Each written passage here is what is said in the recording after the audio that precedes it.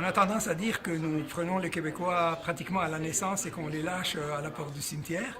Donc nous avons des actions d'éducation qui se déroulent à la fois dans les établissements scolaires, avec les enseignants dans les écoles, qui se poursuit dans les collèges et les universités par des campagnes et par un travail de terrain. Nous avons ensuite les Québécois étant particulièrement intéressés aux questions d'alcool et santé, des publications sur l'alcool et la santé qui paraissent au rythme d'une fois par année et qui sont distribuées dans les hôpitaux et dans les centres locaux de services communautaires.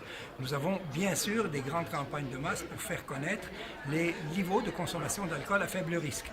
Ce sont des campagnes énormes que nous faisons sur 8 ans maintenant et où nous avons commencé dans une première phase à renseigner les gens sur ce que sont les limites de consommation d'alcool recommandées et nous sommes actuellement dans une phase où nous leur faisons valoir les bénéfices que l'on retire de consommer avec modération et comparativement bien sûr à l'abus. Et enfin évidemment, nous sommes partout où ils se trouvent, dans les fêtes, dans les festivals, dans les écoles de conduite, sur les bateaux, sur les quais, bref, partout où il y a des chances d'avoir de l'alcool, il y a éduc-alcool.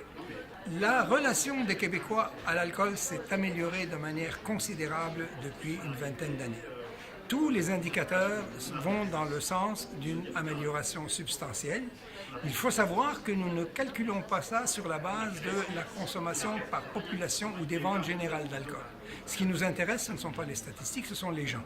Et à partir du moment où nous sommes 80% de Québécois à connaître les niveaux de consommation d'alcool à faible risque, à avoir à peu près 80% d'entre eux, en fait 78% d'entre eux qui les respectent.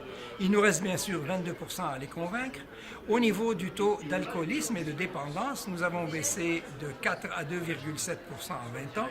Sur le plan de la conduite avec les facultés affaiblies, c'est 50% d'amélioration sur une douzaine d'années. Donc ça va, on n'a pas fini, on a encore des problèmes, mais on essaye de convaincre toujours les Québécois que la modération a bien meilleur goût.